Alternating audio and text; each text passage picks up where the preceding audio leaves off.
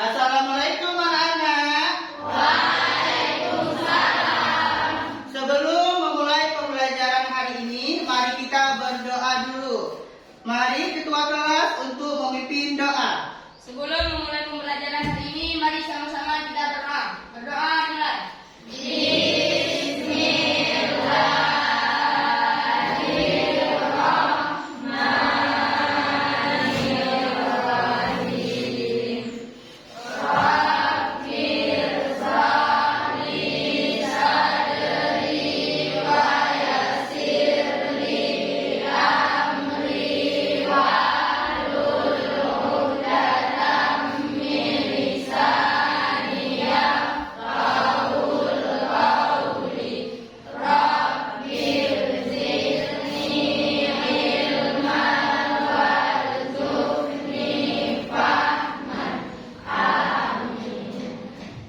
Dengan berdoa hari ini, semoga kita diberikan kelancaran dan kemudahan dalam proses pembelajaran. Amin ya Rabbal Alamin. Baik, di sini Bapak akan mengecek kehadiran. Kira-kira hari ini hadir semua?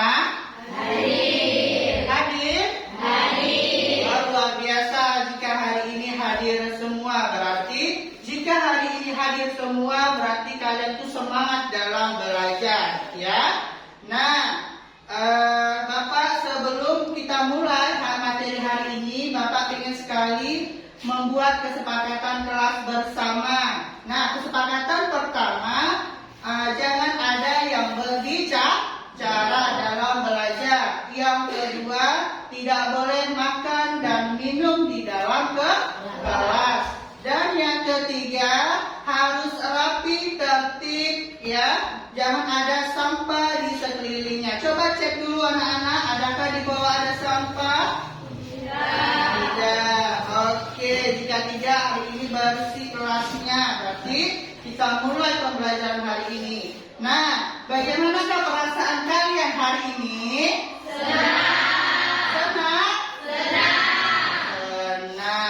Alhamdulillah jika hari ini kalian pergi ke sekolah dengan keadaan senang, berarti semangat untuk mengikuti pembelajaran yang Bapak ajarkan hari ini.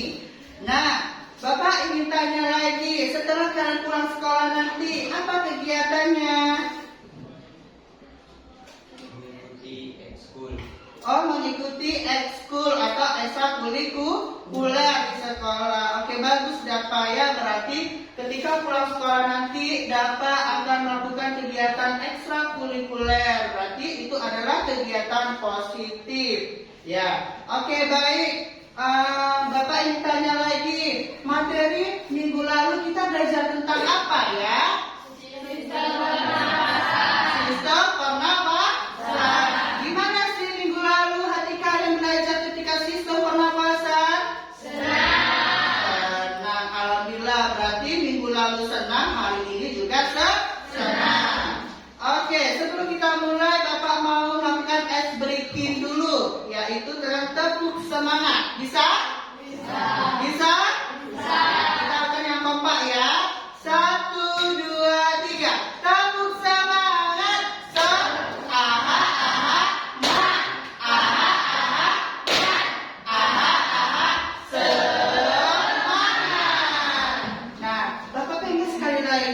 Semangat, harus suara yang besar. Berarti kalau suara besar kalian harus semangat kali ini. Sekali lagi ya nak. Oke, bisa? Bisa. Tepuk semangat.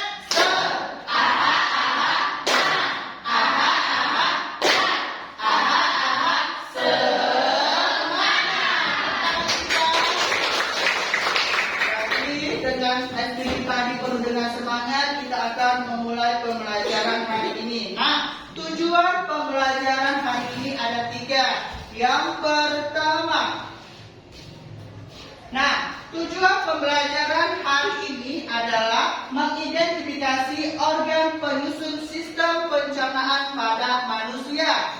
Tujuan kedua yaitu mendeskripsikan organ penyusun pada sistem pencernaan pada manusia. Dan yang ketiga adalah mendeskripsikan fungsi enzim yang berperan dalam sistem pencernaan manusia. Berarti hari ini ada 3 tujuan pembelajaran kita. Nah, Bapak ingin tanya juga kepada kalian, apa yang Bapak pegang hari ini? Apel, buah apel. Ada yang tahu nggak kandungan dari buah apel? Saya Pak. Apa kandungannya? Vitamin A. Vitamin A. Tepuk tangan untuk buat Dini.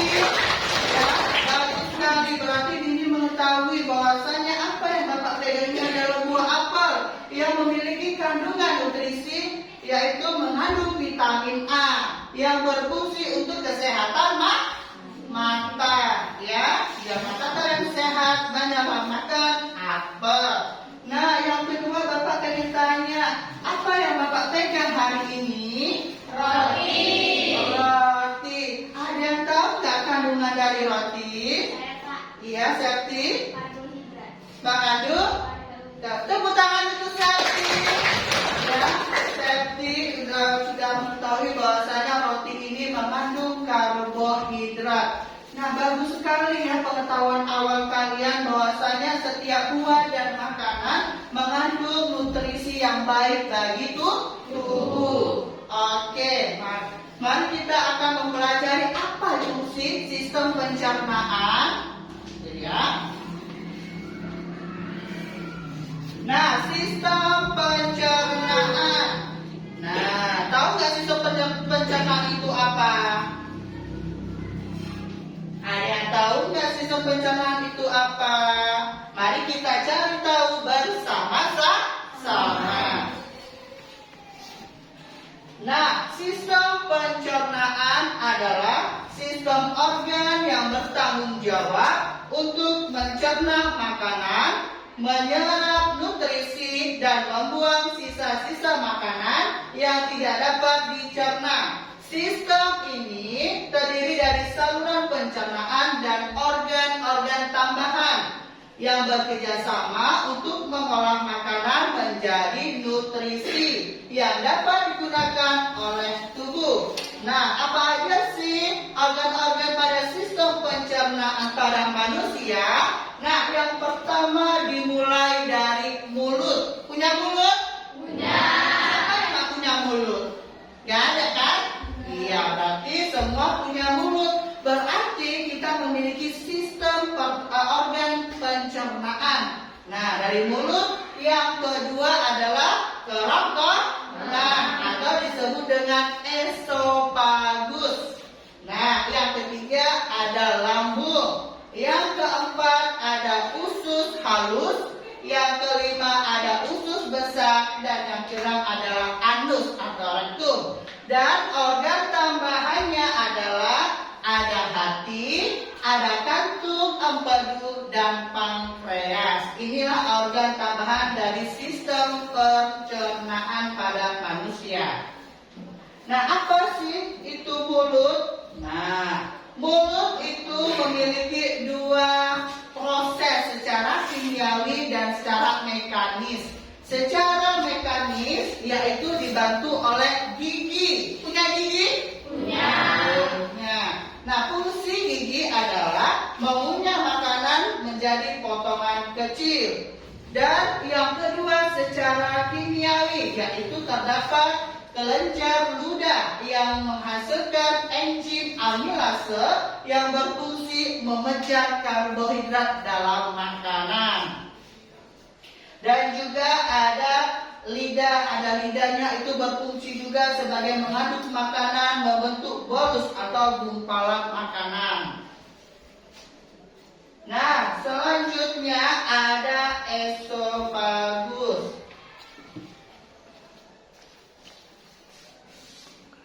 Nah, kerongkongan atau esofagus ini fungsinya adalah saluran yang menghubungkan mulut dengan lambung. Yang kedua, adanya gerakan peristaltik atau gelombang kontraksi otot mendorong makanan menuju ke lambung. Ini adalah fungsi dan sistem kerja dari kerongkongan atau disebut dengan esofagus.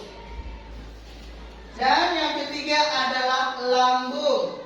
Nah, lambung itu menghasilkan asam lambung atau disebut dengan HCl. HCl itu adalah asam klorida, ya, asam klorida.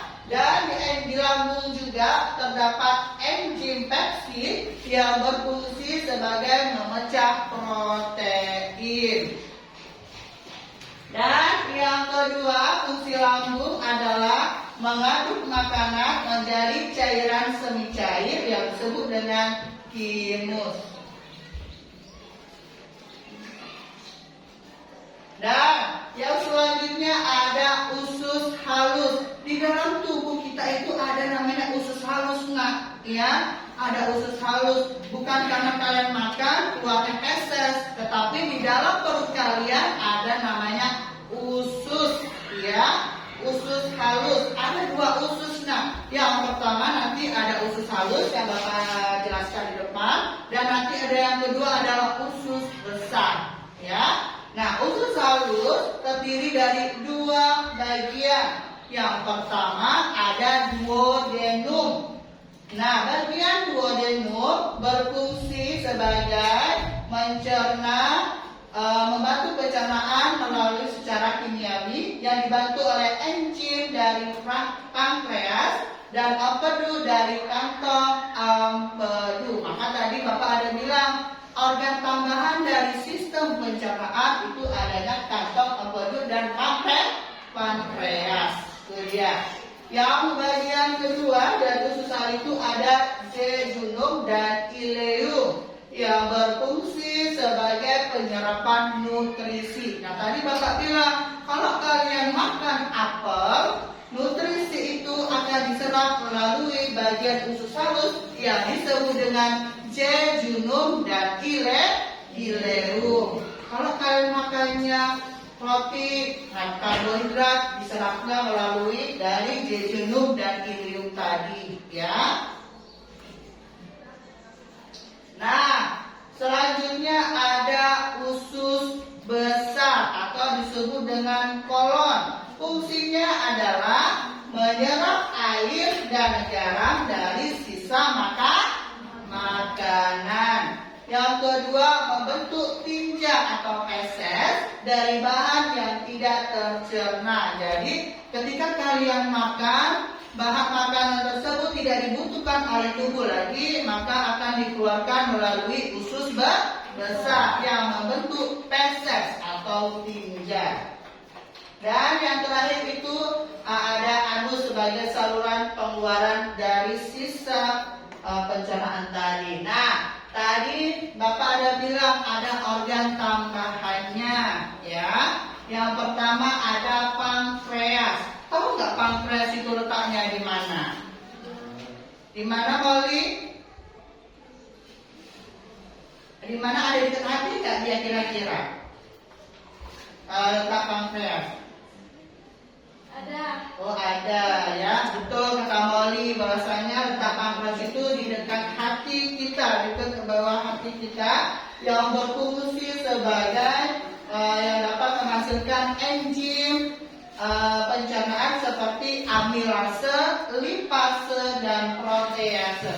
Apa sih itu amilase? Ini Bapak jelaskan, ya. Bahwasanya enzim amilase itu adalah enzim yang berfungsi untuk mengubah karbohidrat ya menjadi asam amino atau glukosa juga, sehingga dari enzim amilase tadi menghasilkan energi yang kalian butuhkan sehari-hari.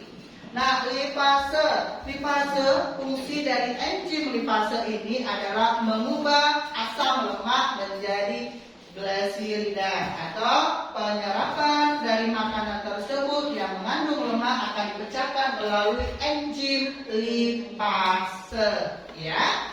Dan selanjutnya ada protease. Kita ketahui protease ini adalah enzim yang mengubah protein menjadi pepton, ya. Apa itu si pepton? Itu adalah hasil makanan kalian yang misalnya dari ayam, ya kan, dari tahu dan tempe, itu mengandung protein yang berfungsi bagi tubuh, maka akan dipecahkan melalui enzim protease.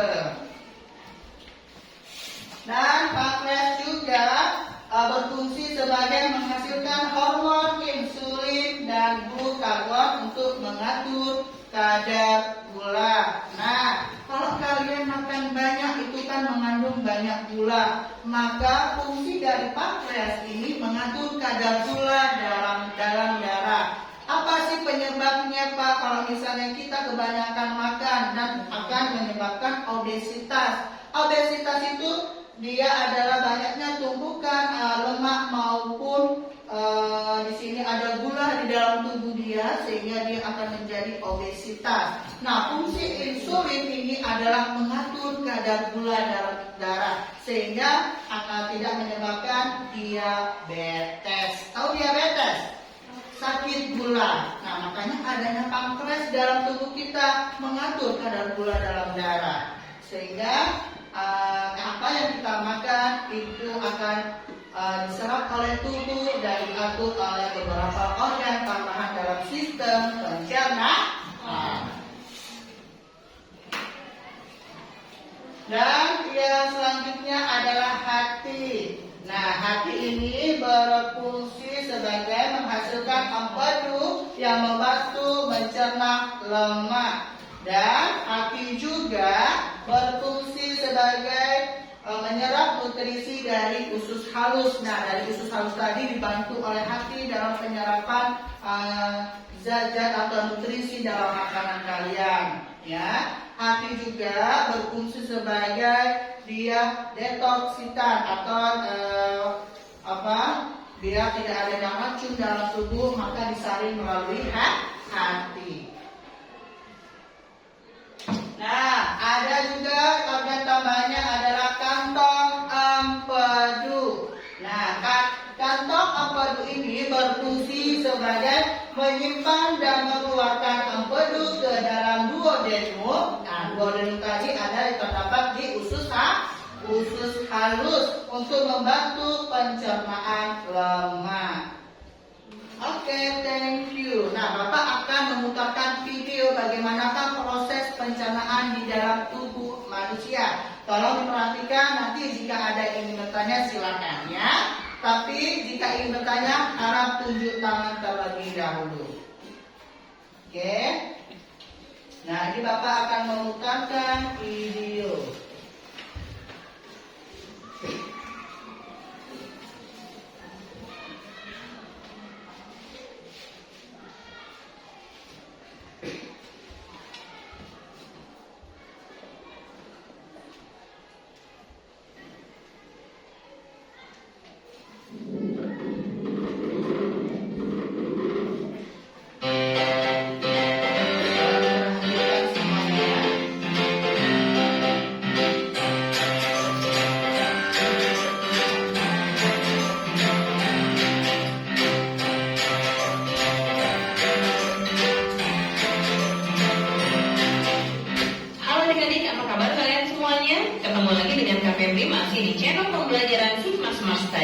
Kali ini kita akan belajar materi IPA Biologi mengenai sistem pencernaan. Tapi sebelum kita belajar, jangan lupa untuk yang belum subscribe ya channelnya, klik loncengnya, like videonya, dan share pada teman-teman kalian semuanya supaya kita bisa belajar bersama dari mana aja.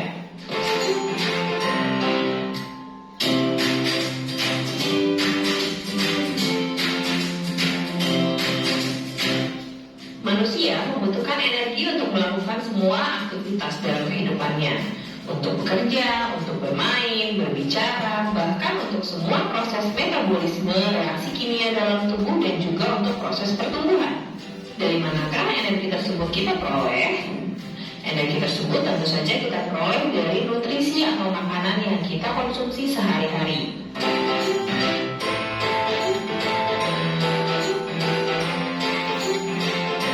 Jika kalian pernah mendengar kata-kata makanan bergizi, maka bergizi itu artinya adalah makanan yang mengandung zat-zat yang kita butuhkan dalam kehidupan sehari-hari.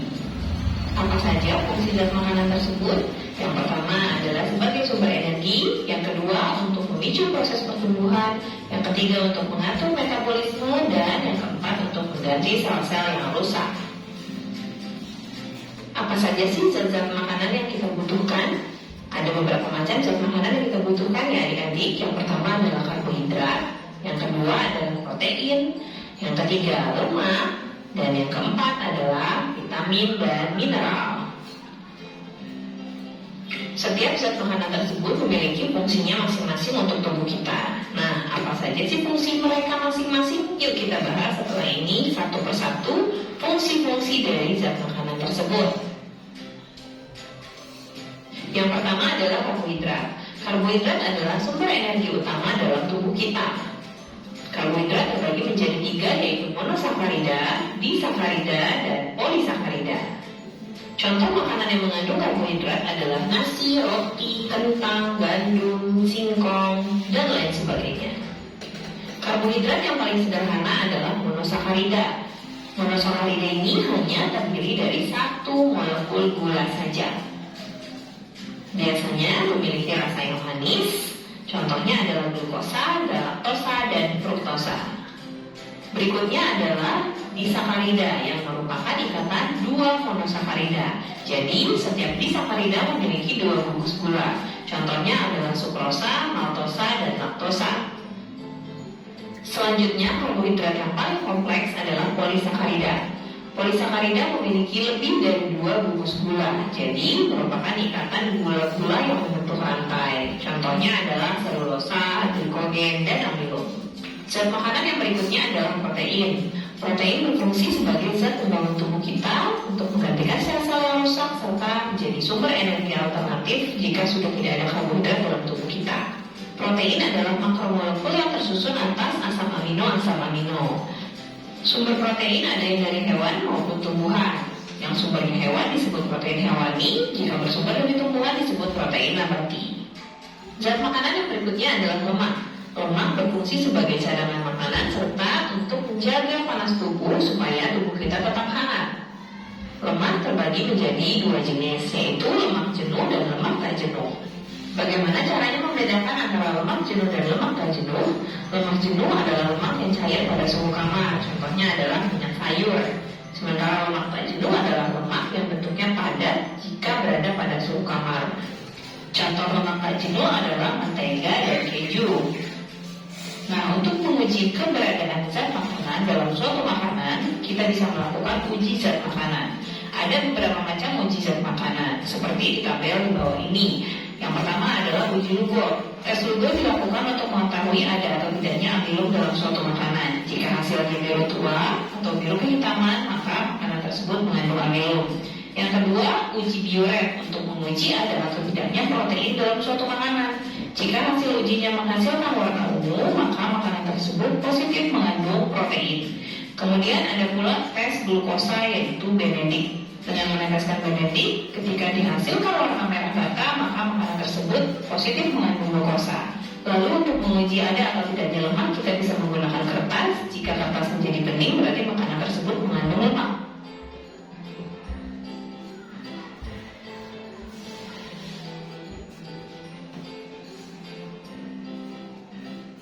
Selain zat-zat makanan yang dicerna di dalam tubuh, ada pula zat makanan yang tidak perlu dicerna dan dapat langsung diserap oleh tubuh kita, yaitu vitamin dan mineral.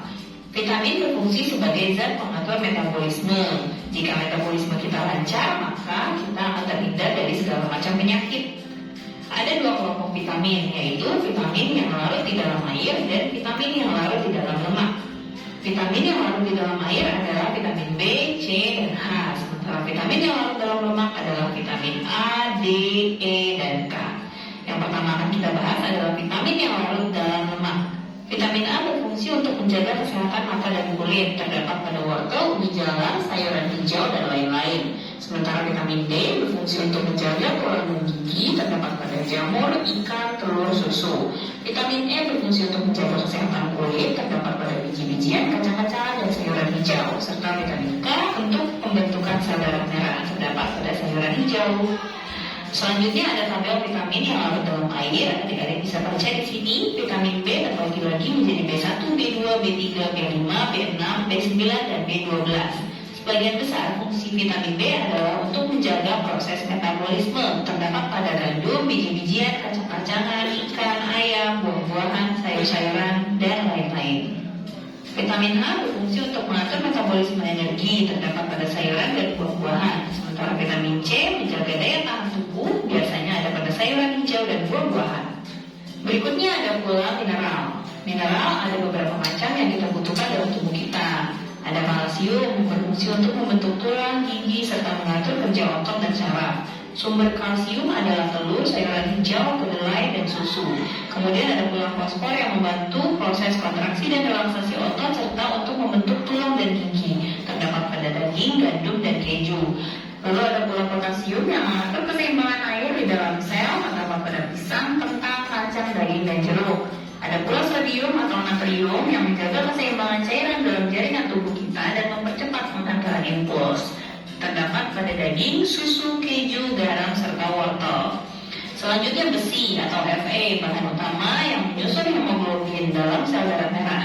Terdapat pada daging merah, kacang, bayam, dan telur. Selanjutnya ada pula iodium yang merupakan salah satu unsur penyusun hormon tiroksin dan untuk merangsang proses metabolisme terdapat pada ikan laut dan garam beriodium. Ada pula zinc yang berfungsi untuk mengatur kekebalan tubuh, terdapat pada kacang-kacangan dan gandum. Berikutnya yang juga tidak kalah penting tentu saja air. Bayangkan jika kita makan tanpa air. Manusia tidak bisa hidup tanpa air karena 72% bagian dari tubuh manusia adalah air. Sebaiknya manusia minum air 8 gelas per hari. Air bisa kita peroleh tidak hanya dari air minum loh, tapi juga bisa dari buah-buahan dan juga sayur-sayuran. Apa fungsi air dalam tubuh kita? Mengapa air begitu penting? Karena air berfungsi sebagai zat pelarut dan mengkatalis semua reaksi-reaksi kimia yang terjadi di dalam tubuh kita. Selanjutnya, fungsi air yang berikutnya adalah untuk membentuk sel dan cairan tubuh. Seperti yang tadi kakak bilang, 72% tubuh manusia terdiri dari air. Selanjutnya, air juga berfungsi untuk mengatur suhu tubuh kita agar tidak terlalu panas karena proses metabolisme. Air juga berfungsi sebagai pelumas tubuh. Berikutnya yuk kita simak kadar air dalam setiap organ tubuh kita. Seperti yang tadi kakak sudah sebutkan bahwa 72% bagian tubuh manusia terdiri dari air. Nah, ternyata paru-paru 92%-nya itu adalah air. Darah 82%-nya air. Kulit 80%-nya adalah air, otot 75% adalah air, otak 70%-nya air, dan tulang yang begitu keras ternyata 22%-nya tersusun atas air. Nah, itulah ya, jadi setiap organ memiliki porsi air yang cukup besar. Oke adik-adik, itu tadi materi mengenai zat makanan sudah selesai kita bahas. Selanjutnya mengenai saluran pencernaan, proses pencernaan, serta gangguan-gangguan dalam sistem pencernaan akan kita bahas di video berikutnya di Sistem Pencernaan Part 2. Jangan lupa disaksikan video. Oke, dari video pertama itu menjelaskan zat-zat makanan. Apa yang kalian makan sehari-hari, ada sayuran, ada nasi, ada susu, ya kan? Terus ada air, apalagi kalian makan? Ada buah-buahan, begitu banyak makanan yang kalian konsumsi sehari-hari. Maka dari video pertama tersebut, Bapak ingin tahu kalian itu mengetahui apa sih nutrisi yang kalian makan dalam sehari-hari, ya. Jika kalian makan nutrisi yang baik bagi tubuh, maka kalian akan menjadi sehat, ya. Nah, yang kedua, ini Bapak akan memutarkan proses pencernaan. Ya, tolong diperhatikan. Yang proses pencernaan itu dari tadi yang Bapak jelaskan, dari mulut sampai menuju ke anus. Ya, coba diperhatikan dalam video berikutnya.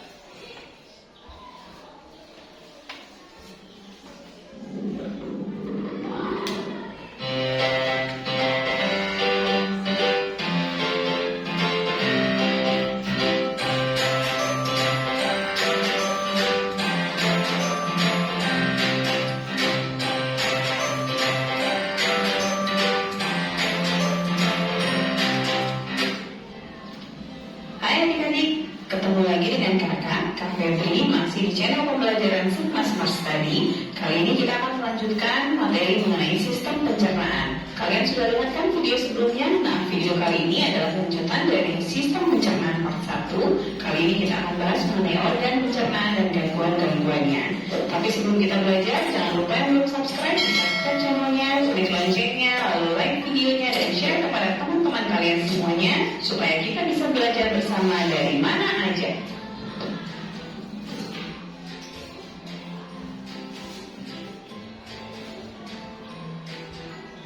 Proses pencernaan pada dasarnya terbagi menjadi 4 tahap. Apa saja 4 tahap tersebut? Yang pertama adalah ingesti. Ingesti adalah proses di mana kita memasukkan makanan ke dalam rongga mulut. Kemudian setelah ingesti dilanjutkan dengan tahap yang kedua, yaitu digesti, di mana makanan yang sudah kita punya di dalam mulut akan dicerna oleh organ-organ pencernaan kita. Untuk apa dicerna? Karena pada tahap yang ketiga, yaitu absorpsi, sari-sari makanan hasil pencernaannya akan diserap. Setelah itu, sisa atau ampas pencernaan akan dibuang melalui proses defekasi lewat lubang anus.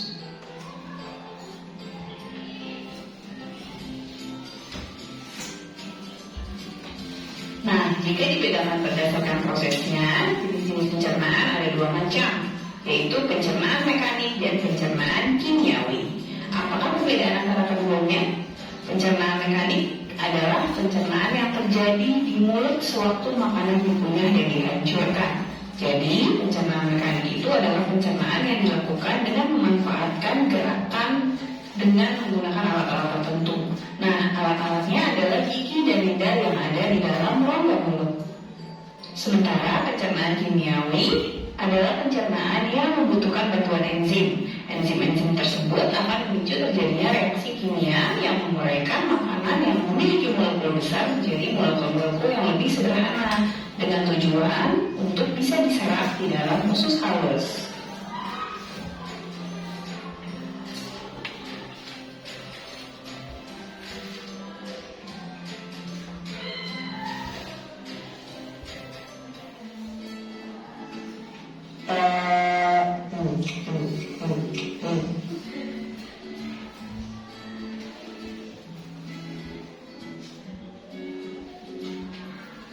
Perhatikan ketika makanan masuk ke dalam mulut. Hai semua, namaku Riko. Ini adikku Siva.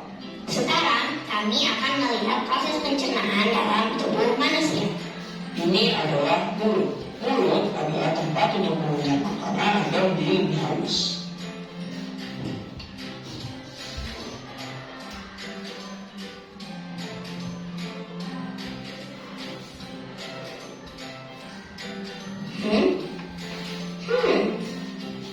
Kita ada di mana, Kak? Kita ada di esofagus. Esofagus adalah tempat di mana makanan jalan untuk memasuki perut. Makanan-makanan yang masuk ke esofagus akan berubah menjadi bolus. Sekarang kita ada di lambung. Lambung adalah tempat untuk mencerna makanan dengan enzim.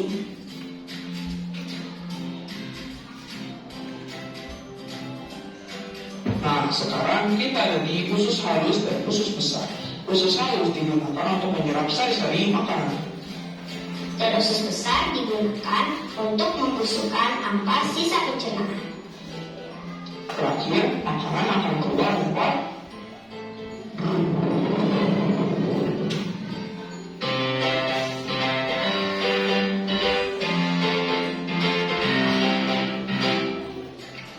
Nah, sebelum kita pelajari satu persatu organ-organ pencernaan manusia, perhatikan dulu gambar ilustrasi organ-organ pencernaan manusia di samping. Inilah organ Organ pencernaan yang paling pertama adalah rongga mulut. Setelah makanan masuk ke rongga mulut, lalu dikunyah dan ditelan, makanan tersebut akan masuk ke dalam saluran eksofagus. Saluran eksofagus panjangnya sekitar 25 cm pada orang dewasa. Dilanjutkan masuk ke dalam lambung. Di lambung, makanan akan dicerna secara kimiawi, lalu hasil pencernaannya akan diserap di dalam usus halus. Selanjutnya, ampas sisa pencernaan akan dimasukkan di dalam usus besar dan kemudian akan dibuang melalui lubang anus.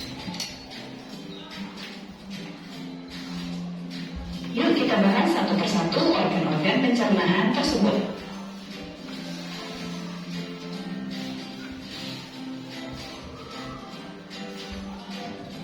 Pertama sekali, makanan masuk ke dalam rongga mulut. Di dalam rongga mulut, makanan dicerna secara mekanis dan kimiawi. Pencernaan secara mekanis dibantu oleh gigi dan lidah.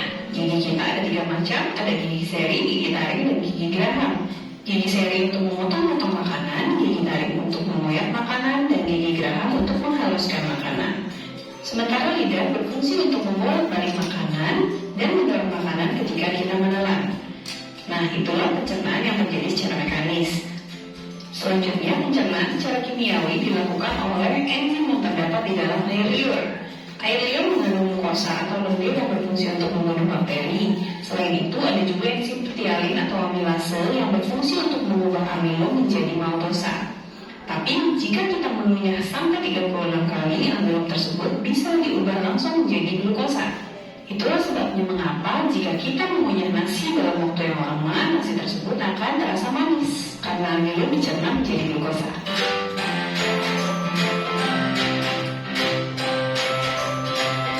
Selanjutnya, makanan yang sudah ditelan akan masuk ke dalam saluran esofagus atau kerongkongan. Kerongkongan merupakan saluran yang menghubungkan rongga mulut dengan lambung. Panjang saluran ini pada orang dewasa adalah sekitar 25 cm. Nah, di dalam saluran esofagus ini terjadi gerak meremas-remas atau biasa disebut sebagai gerak peristaltik. Karena adanya gerak peristaltik ini, makanan yang sudah kita punya akan menjadi gumpalan-gumpalan makanan atau bolus, dan bolus tersebut akan terdorong menuju ke lambung.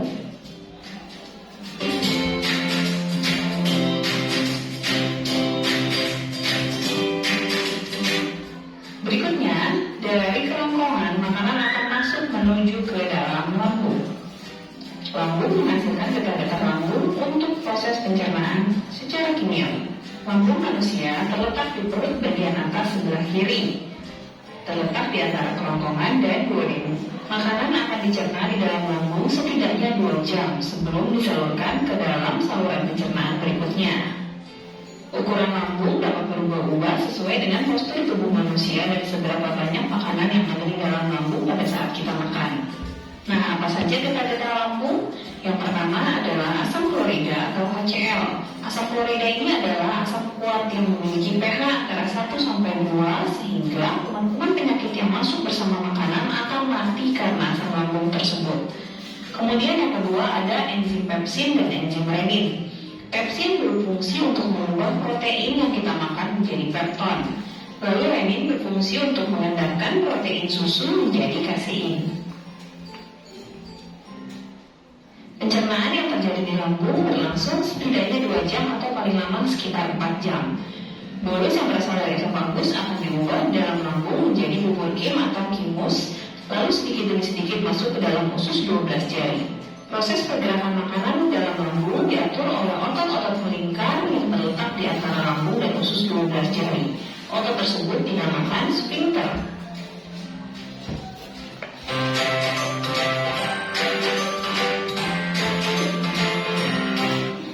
Selanjutnya kita masuk ke usus halus. Usus halus adalah saluran panjang sekitar 6-7 meter yang ada di dalam rongga perut kita. Usus halus terbagi menjadi usus 12 jari atau duodenum, lalu usus tangan atau usus kosong dengan nama lain jejunum, dan usus penyerapan atau nama lainnya adalah ileum. Di dalam usus halus terjadi pencernaan secara kimiawi oleh enzim-enzim.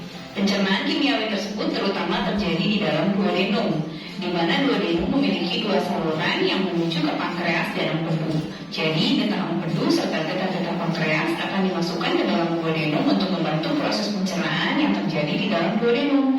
Selain itu, duodenum pun menghasilkan enzim-enzimnya sendiri. Selanjutnya, pada usus halus bagian jejunum atau usus kosong, terjadi pencernaan terakhir sebelum makanan diserap di ileum.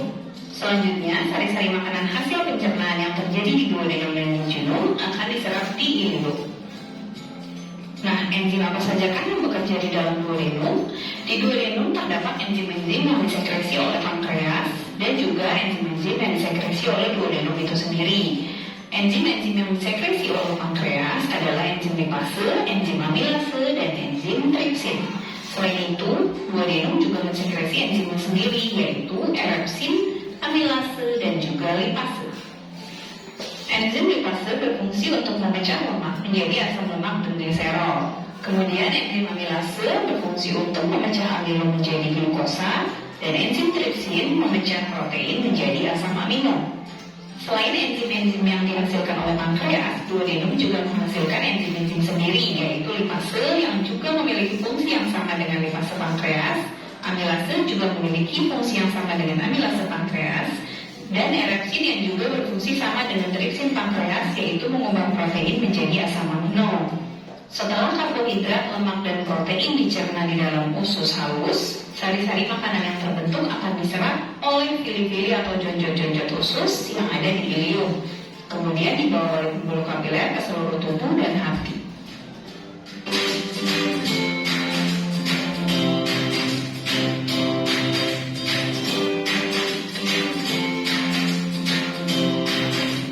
Setelah sari-sari makanan diserap di usus halus, maka ampasnya akan menuju ke usus besar atau kolon.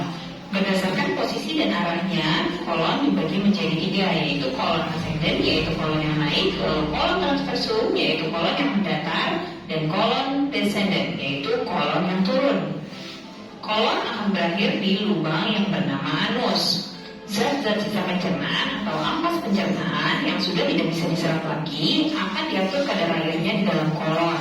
Selain pengaturan kadar air, ampas tersebut juga akan dibusukkan dengan bantuan bakteri Escherichia coli yang merupakan flora alami di dalam usus besar manusia. Setelah proses pembusukan yang dilakukan oleh Escherichia coli selesai, maka akan terbentuk zat buang yang berbau busuk yang biasa kita sebut dengan feses.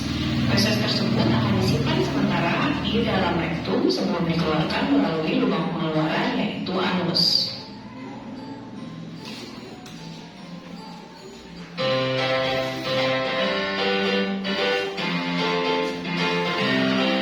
Selain organ-organ dan saluran pencernaan yang tadi sudah kita bahas, ada pula beberapa kelenjar yang berperan penting dalam proses pencernaan, yaitu hati, pankreas, dan empedu. Fungsi hati dalam proses pencernaan adalah untuk menghasilkan getah empedu, di mana getah empedu bermanfaat dalam proses pencernaan lemak. Kelenjar pankreas menghasilkan enzim-enzim pencernaan yang dilepaskan ke dalam usus 12 jari atau duodenum. Enzim-enzimnya adalah amilase, lipase, dan tripsin.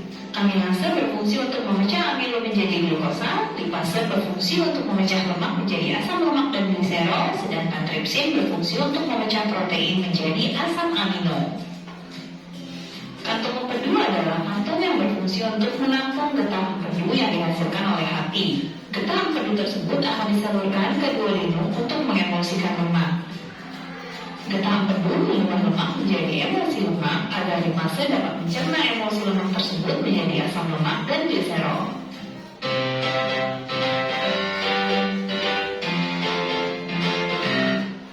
Oke, tadi kan sudah memperhatikan proses pencernaan? Sudah? Sudah. Begitu kompleks ya, bagaimana cara kita memakan makanan di situ, makanan dicerna dari mulut menuju ke esofagus, di situ ada lambung, di mana lambung tersebut ada beberapa enzim, ya kan, yang berfungsi sebagai untuk mencerna atau mengolah makanan yang mengandung enzim HCl atau ada menghasilkan asam kloria, ya. Nah, di situ fungsinya adalah membunuh bakteri-bakteri pada makanan. Nah, makanya ketika kalian makan, kemarin makan yang ada kami kan kotor lupa, tapi kenapa nggak sampai perut ya? Nah, itu disebabkan karena adanya lambung kalian yang sehat, sehingga dapat menghasilkan ada enzim HCl yang berfungsi adalah membunuh bakteri-bakteri dalam makanan. Makanya ketika kalian kotor bisa disaring melalui lambung, itu prosesnya. Begitu juga dengan ada usus halus, ya tadi sebagai penyerapan, ya kan?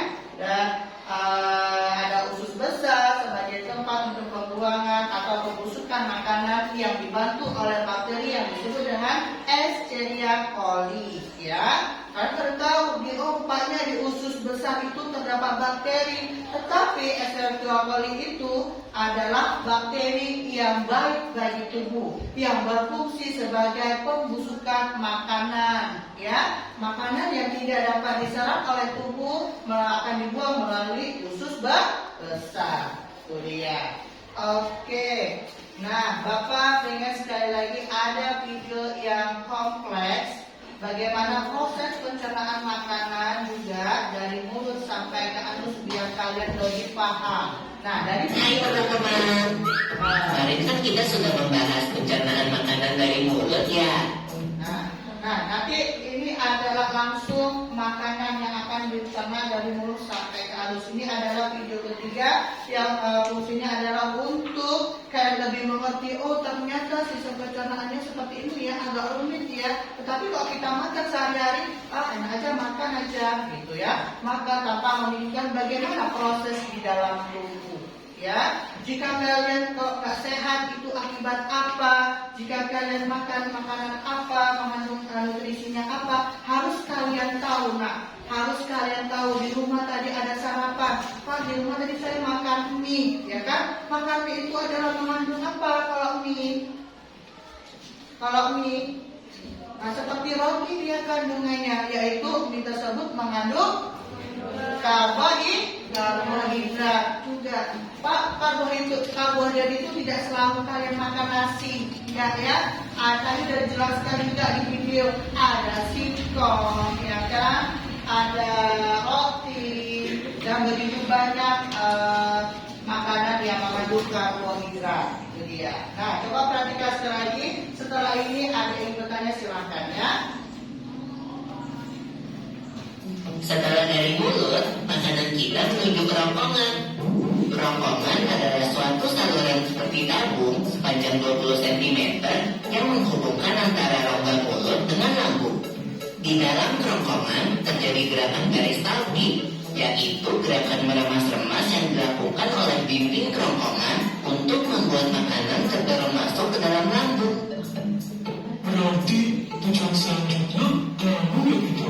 Betul dong, lambung adalah bagian dari organ pencernaan manusia yang paling elastis. Lambung berbentuk seperti kantong dan terletak di dalam rongga perut sebelah kiri atas. Di dalam lambung, makanan mengalami pencernaan secara mekanis dan kimiawi. Pencernaan mekanis dilakukan oleh dinding atau otot lambung yang meremas dan mengaduk makanan. Pencernaan kimiawi dilakukan oleh getah lambung yang dihasilkan oleh kelenjar getah lambung. Getah lambung mengandung enzim pepsin, enzim renin, dan asam klorida. Enzim pepsin berfungsi untuk memecah protein menjadi peptol. Enzim renin berfungsi untuk mengendapkan protein susu menjadi kasein.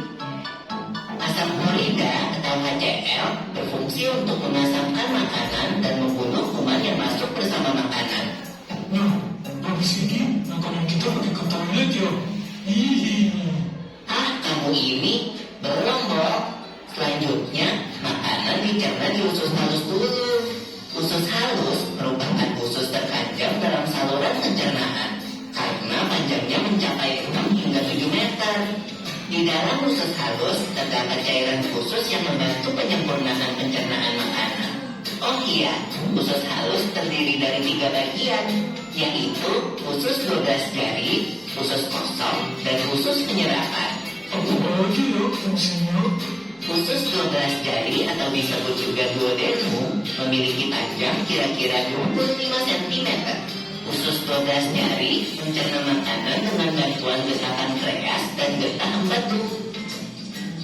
Getah pankreas dihasilkan oleh kelenjar pankreas. Getah pankreas mengandung enzim-enzim berikut.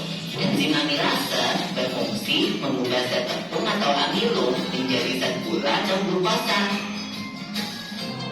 Enzim tripsin berfungsi mengubah peptol menjadi asam amino. Enzim lipase berfungsi mengubah lemak menjadi asam lemak dan gliserol. Kalau getah empedu dihasilkan oleh hati dan disimpan dalam kantong empedu. Getah empedu berfungsi untuk mencerna lemak. Selanjutnya, usus kosong atau jejunum terletak di antara usus 12 jari dan usus penyerapan. Usus kosong memiliki panjang sekitar 2,5 meter dan berfungsi untuk mencerna makanan dari usus 12 jari. Terakhir adalah usus penyerapan yang merupakan tempat penyerapan sari-sari makanan. Di seluruh permukaan dindingnya terdapat ujung-ujung pembuluh darah yang menyerap sari-sari makanan. Kemudian, sari makanan diedarkan melalui aliran darah ke seluruh bagian tubuh. Jadi makanan kita makan kembali lagi ke dalam tubuh kita ya? Iya, Bob. Habis itu, sisa makanan yang dicerna masih berlanjut ke usus besar. Nah, usus besar berfungsi menyerap cairan, vitamin, dan mineral dari sisa-sisa makanan yang telah diserap oleh usus halus. Pada usus besar, terdapat bakteri yang berguna untuk tubuh bernama E. coli yang berfungsi untuk membantu proses pembusukan sisa makanan. Proses pembusukan sisa makanan akan menghasilkan kotoran atau feses yang kemudian dikeluarkan melalui anus. Oh gitu. Nah, gimana dengan mules? Itu disebabkan oleh apa ya, Pipo? Organ terakhir yang bernama rektum adalah ujung muara dari usus besar yang berfungsi sebagai tempat penyimpanan feses sementara. Ketika rektum terisi penuh dengan feses, maka saraf akan mengirimkan respon kotak yang menimbulkan rasa ingin buang air besar. Anus adalah lubang di bagian bawah pantat yang berfungsi sebagai tempat keluarnya feses dari tubuh. Jadi begitu ya, seluruh proses pencernaan dalam tubuh kita. Iya, Bob.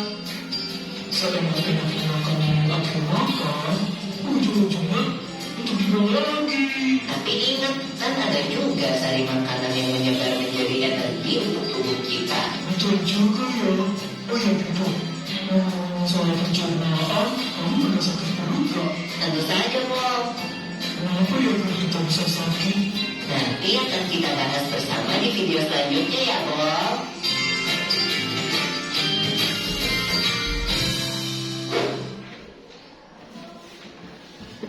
Nah, itu adalah proses pencernaan ya.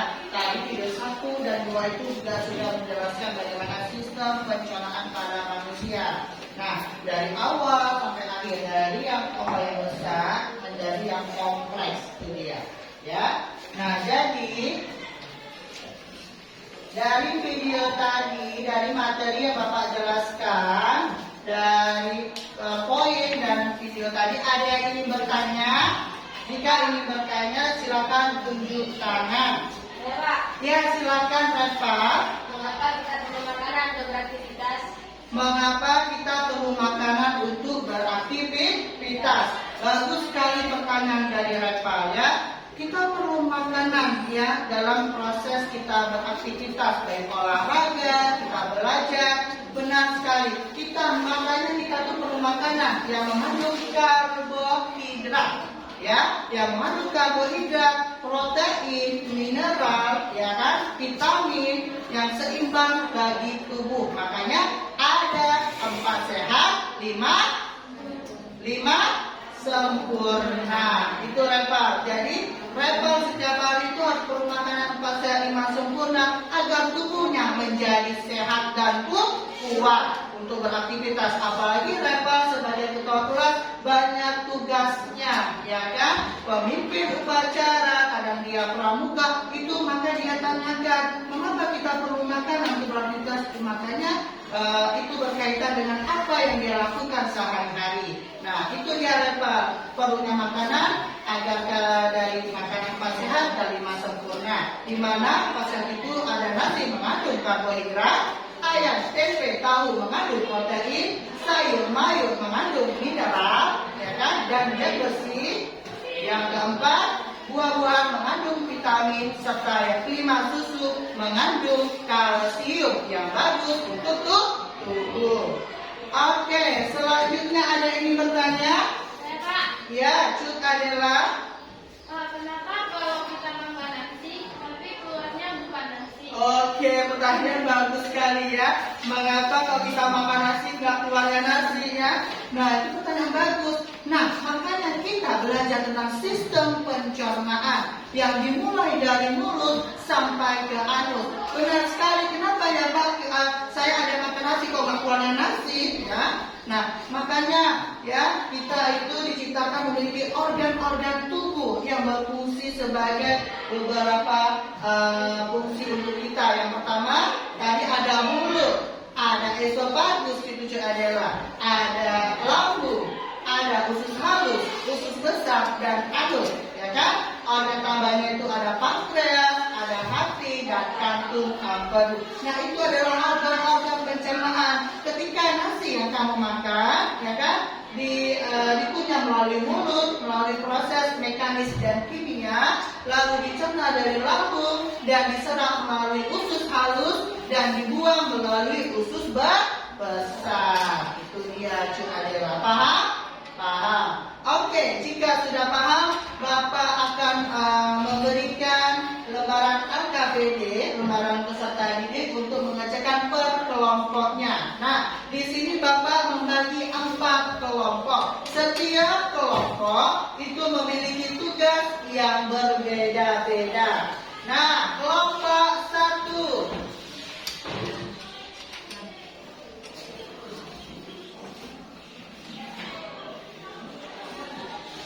Nah, kelompok 1 tugasnya adalah temukan kata dari teka-teki silang di lembaran LKPD yang saya bagikan. Nah, di sini kelompok 1 mengamati apa sih kata-kata yang berhubungan dengan sistem pencernaan. Itu dia tugas kelompok 1.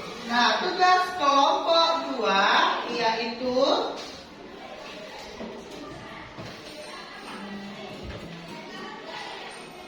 kelompok 2 tugasnya menyebutkan. Nah, tadi kita sudah belajar tentang nutrisi dalam makanan atau buah-buahan juga. Nah, di sini ada buah jeruk, ada ayam, ada roti, ada susu. Kan? Nah, di sini ada bayam dan pepaya. Nah, kelompok 2 tugasnya adalah menyebutkan fungsi-fungsi atau nutrisi yang terdapat dalam makanan, sayuran, dan buah-buahan. Itu dia. Paham ya kelompok 2? Paham. Kelompok 3. Nah, kelompok 3 tugasnya adalah kelompok 3 tugasnya tadi kita kan sudah belajar tentang organ pencernaan. Di sini Bapak ingin sekali kelompok 3 menjelaskan bagaimanakah cara kerja lambung ketika dalam proses pencernaan terjadi. Ini kelompok 3 ya. Ya, kelompok 3 tugasnya. Dan yang kelompok 4 tugasnya adalah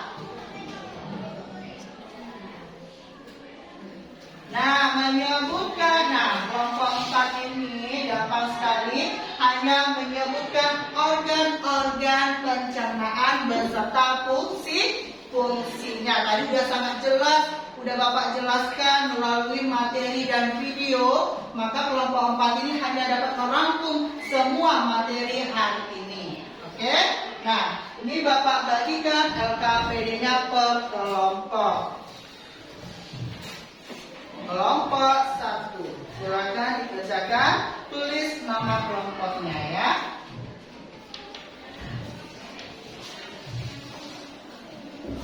Kelompok 2, ini silakan ditulis fungsi-fungsi dari zat makanan. Kelompok 3 menjelaskan bagaimanakah sistem kerja pada lambung manusia. Dan kelompok 4 akan menyebutkan organ-organ pada tubuh manusia yang berkaitan dengan sistem pencernaan, serta menyebutkan dan menjelaskan tentang fungsi dari organ tersebut. Nah, di sini Bapak akan kasih waktu selama 15 menit dalam proses pengerjaannya, ya. Siap? Siap ya? Siap. Silakan dimulai untuk bekerja.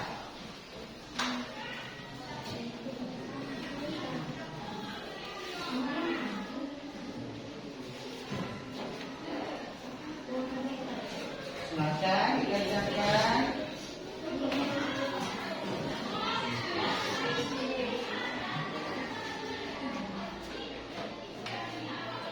Ya, bagus sekali kelompok 4 ya. Luar biasa, kelompok 4 sudah luar biasa, sudah mengerjakan aktivitasnya dengan baik. Gimana kelompok 1 ada kesulitan nggak? Ada kesulitan nggak? Baik, bagus sekali ya, luar biasa kelompok 1. Kelompok 2 gimana? Bisa? Bisa? Bagus sekali, good job ya untuk kelompok 2.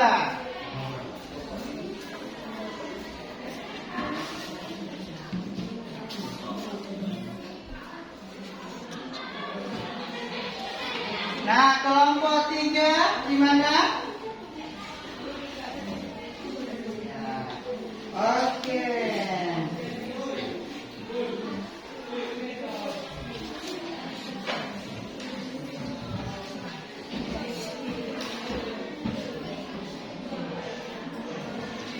Ya, kelompok 3 bagus. Silakan dirangkum bagaimanakah cara kerja dari magang lambung. Tidak lama anaknya, silakan dikerjakan dari sekarang. Tidak lama, silakan dikerjakan secara rinci, tepat, dan benar.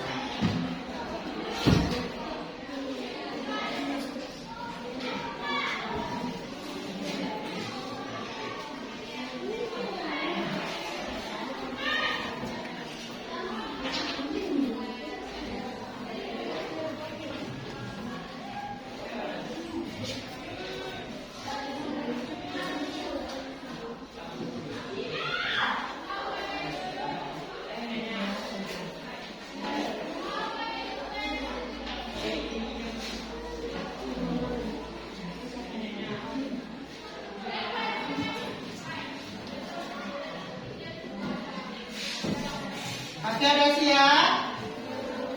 Perlu waktu berapa menit lagi? Bentar lagi, oke. Silakan nak ya. Oke, sudah bagus kelompok 4 ya. Nah, sedikit lagi selesai. Bagus sekali kelompok 4.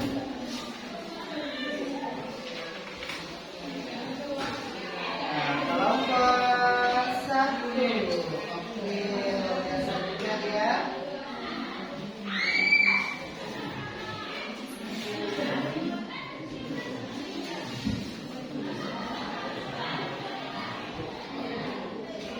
Oke, bagus ya. Kelompok 1 sudah hampir selesai.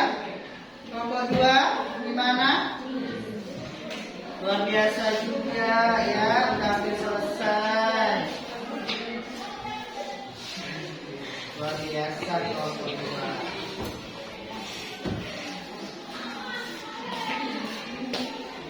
Kelompok 3 gimana? Sedikit lagi? Ya? Oke, bagus. Bagus sekali.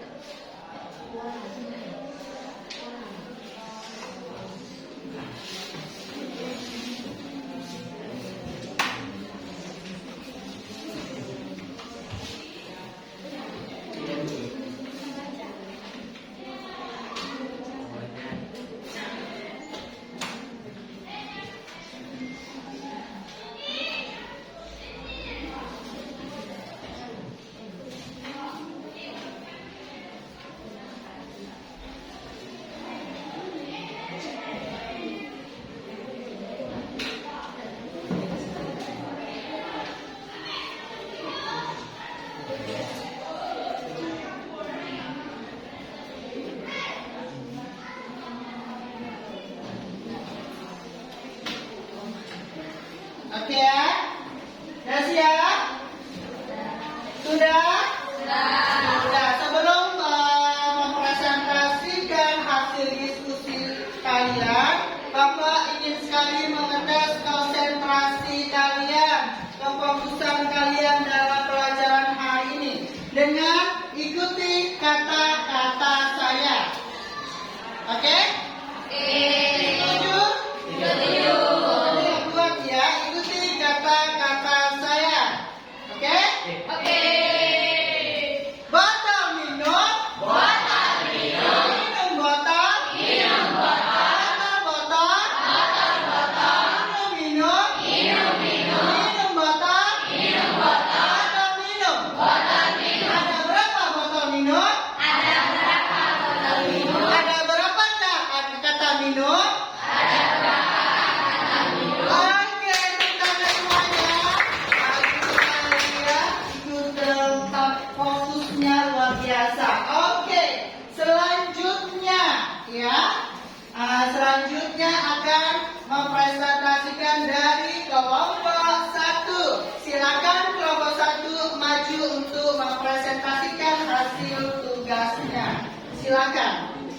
3 orang boleh, 3 orang, 2 orang boleh, 4 orang boleh. Silakan, nanti juga ada dapat. Berarti boleh dikerjakan semua. Berarti kelompok 1 menemukan kata-kata dari teka-teki singular.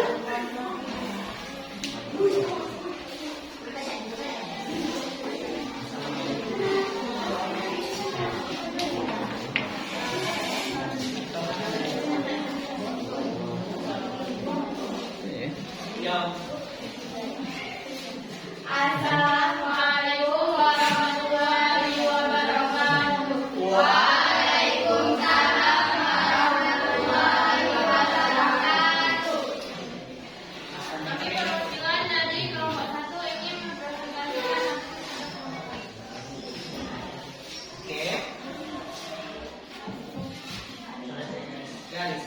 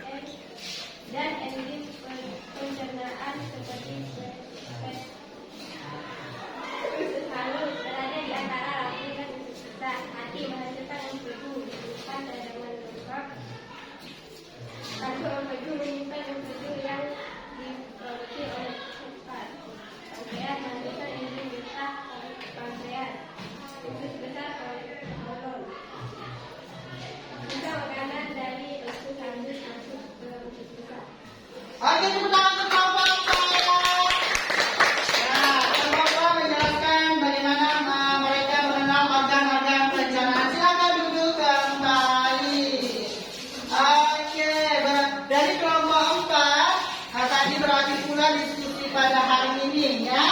Nah, yang dapat disimpulkan dari pembelajaran hari ini adalah kita dapat mengidentifikasi organ-organ pada sistem pencernaan pada manusia. Ya, dan bagaimana enzim yang bekerja pada organ-organ pencernaan yang membantu proses semua pada sistem pencernaan. Nah, Bapak pengen tahu siapa yang di sini dapat menyimpulkan pembelajaran hari ini? Silakan angkat tangannya. Saya Pak. Oke, baik. Siva. Hal yang dapat saya pelajari hari ini, saya dapat mengenal organ-organ pencernaan beserta fungsinya pada manusia dari mulut, esofagus, lambung, usus halus, usus besar, anus, dan organ tambahannya ada hati, pankreas, dan kantung kemudi. Oke, tepuk tangan untuk Siva. Oke, siapa lagi yang ingin dapat merangkum materi pada hari ini? Oke, baik, Saujura. Hari ini saya dapat mengenal nutrisi dan kandungan dari bahan makanan seperti jeruk, roti, ayam, susu, ayam, dan nutrisi dari susu yang dapat berkualitas, berenergi, dan sehat. Oke, tepuk tangan buat Saujura. Akhirnya dari rangkuman pada hari ini yang disimpulkan oleh Siva dengan Saujura. Nah, hari ini sudah selesai pembelajaran hari ini. Minggu depan kita akan belajar tentang gangguan-gangguan pada sistem pencernaan manusia. Oke? Nah, berakhirnya dari hari ini, sebelum akhiri pembelajaran hari ini, mari kita berdoa.